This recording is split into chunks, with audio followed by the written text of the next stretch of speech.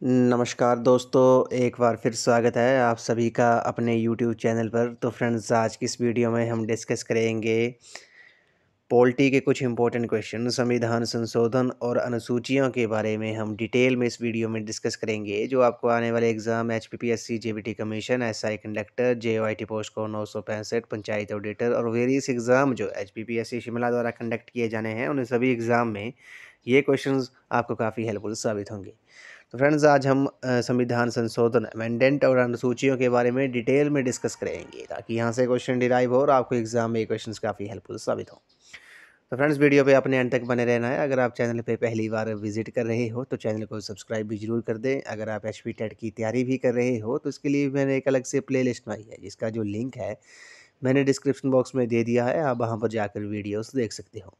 वहाँ पर आपको HP टेट की रिगार्डिंग 150 प्लस वीडियोस आपको देखने को मिलेंगी। तो फ्रेंड्स, वीडियो को शुरू करते हैं। सबसे पहले हम बात करते हैं कॉन्स्टिट्यूशन ऑफ इंडिया के बारे में, भारत के संविधान के बारे में। आपको पता होगा, जब भारत का संविधान बना था, व्हेन इट वाज फॉर्म्ड, तो तब संविधान में 395 आर्टिकल्स थे। ये आपने याद रखना है, कितने आर्टिकल्स थे, कितने अनुच्छेद थे। तो 395 अनुच्छेद थे जब भारत का संविधान बना था। 8 शेड्यूल्स थे, 8 अनुसूचियाँ थी, 22 पार्ट्स थे।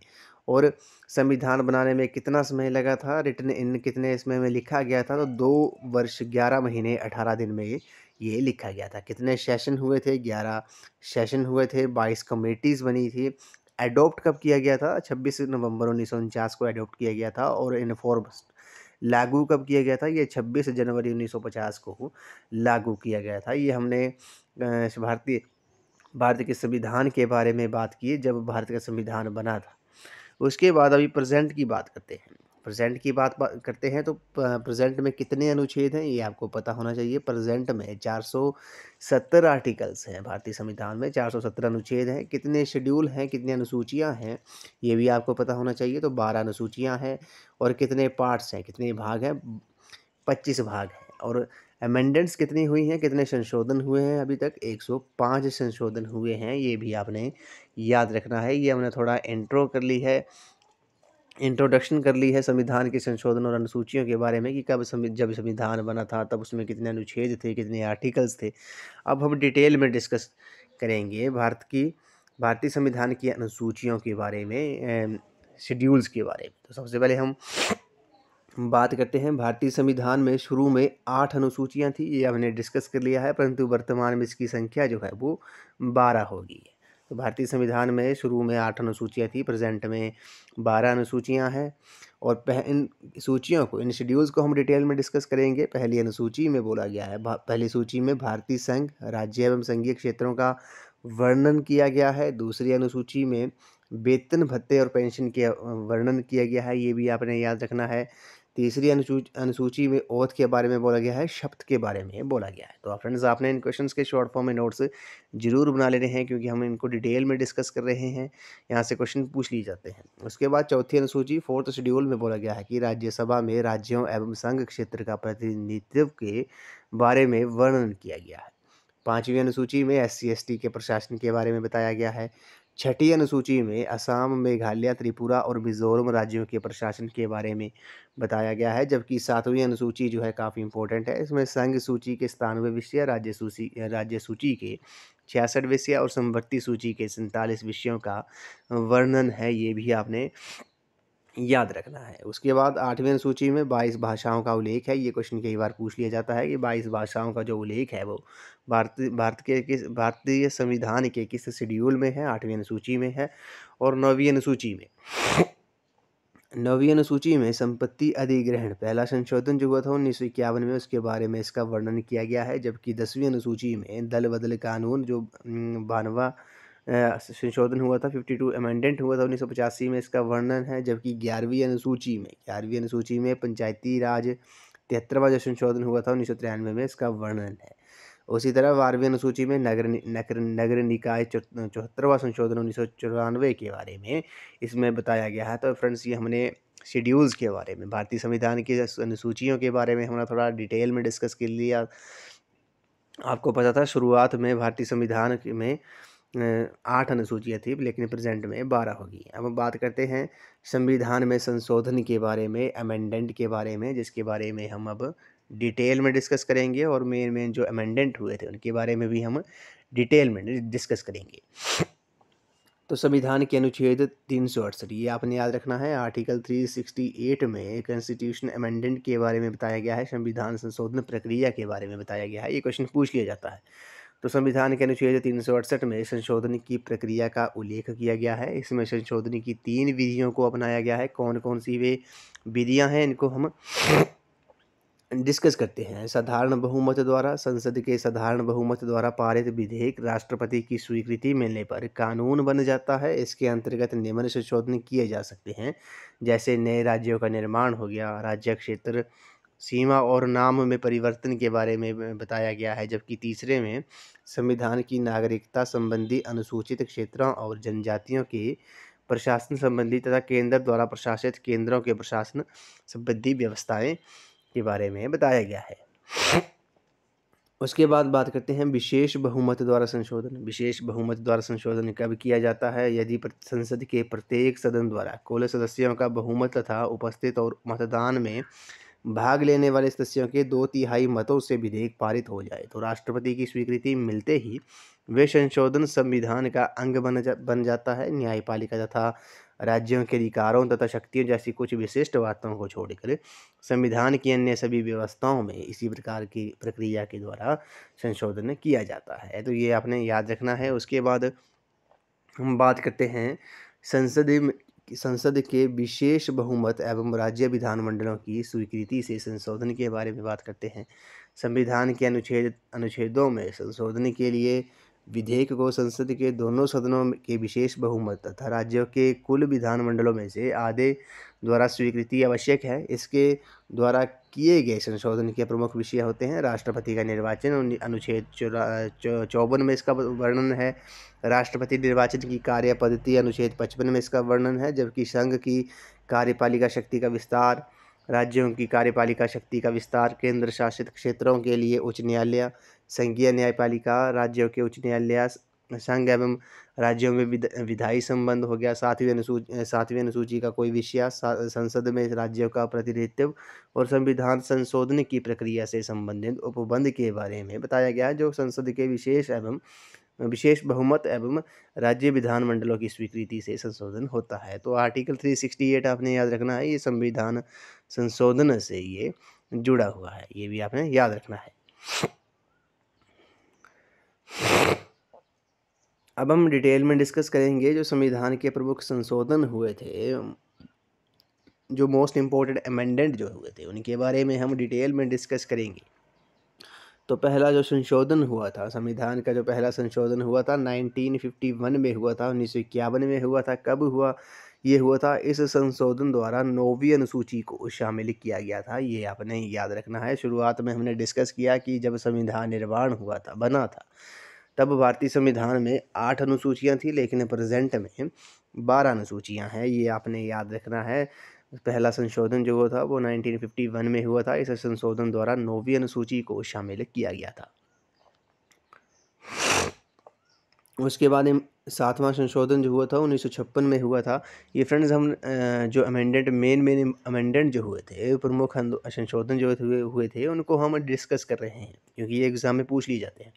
तो 7वां संशोधन जो हुआ था 1956 में हुआ था। इस संशोधन द्वारा राज्यों का अ, ब, स और द वर्गों में विभाजन समाप्त करें उन्हें 14 राज्य तथा 6 केंद्र शासित क्षेत्रों में विभक्त कर दिया गया था। ये आपने याद रखना है।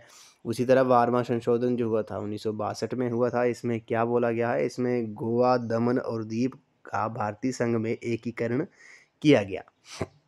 ये भी आपने याद रखना है। उसके बाद 27वां संशोधन हुआ था 1971 में हुआ था। उत्तरी पूर्वी क्षेत्र के 5 राज्यों असम, नागालैंड, मेघालय, मणिपुर और त्रिपुरा तथा 2 संघीय क्षेत्रों मिजोरम और अरुणाचल प्रदेश का गठन किया गया था। और इनमें समन्वय और सहयोग के लिए एक पूर्वोत्तर सीमांत परिषद की स्थापना की गई थी। ये 27वें संशोधन 1971 में बोला गया है। ये आपने याद रखना है। ये डिटेल में हम डिस्कस कर रहे हैं इन क्वेश्चंस को, ताकि आपको एग्ज़ाम में काफ़ी हेल्पफुल साबित हो। उसी तरह 36वां संशोधन जो हुआ था 1975 में हुआ था। सिक्किम को भारतीय संघ के 22वें राज्य के रूप में प्रवेश प्रदान किया गया था, जिसमें जो 56 अमेंडेंट हुआ था 1975 में, उसमें सिक्किम को भारतीय संघ के 22 राज्य के रूप में प्रवेश प्रदान किया गया था। उसके बाद जो इम्पोर्टेंट अमेंडेंट है ये आपने याद रखना है। 42वां संशोधन जो हुआ था 1976 में, कुछ विद्वानों द्वारा इसे लघु संविधान यानी कि मिनी कॉन्स्टिट्यूशन कहा जाता है। ये आपने याद रखना है। क्वेश्चन पूछ लिया जाता है कि मिनी कॉन्स्टिट्यूशन लघु संविधान किस संशोधन को कहा जाता है, किस संविधान अमेंडेंट को कहा जाता है। तो वो 42वां जो संशोधन हुआ था 1976 में, तो कुछ विद्वानों द्वारा इसे लघु संविधान की संज्ञा प्रदान की गई है। इसके द्वारा संविधान की प्रस्तावना में धर्मनिरपेक्ष, समाजवादी और अखंडता शब्द जो थे वो जोड़े गए थे 42वें अमेंडेंट में। इसके द्वारा अधिकारों के साथ साथ कर्तव्यों की व्यवस्था करते हुए नागरिकों के 10 मूल कर्तव्य निश्चित किए गए थे इस संशोधन द्वारा। इसके अनुसार नीति निर्देशक तत्वों को प्रभावी करने के लिए मूल अधिकारों में संशोधन किया जा सकता है। लोकसभा तथा विधानसभाओं के कार्यकाल में 1 वर्ष की वृद्धि की गई। ये आपको याद होगा 6 वर्ष किया गया। उसके बाद ये व्यवस्था की गई कि अनुच्छेद 392 के अंतर्गत आपातकाल संपूर्ण देश में लागू किया जा सकता है या देश के किसी एक या कुछ भागों के लिए। ये 42वें संविधान संशोधन में बोला गया है।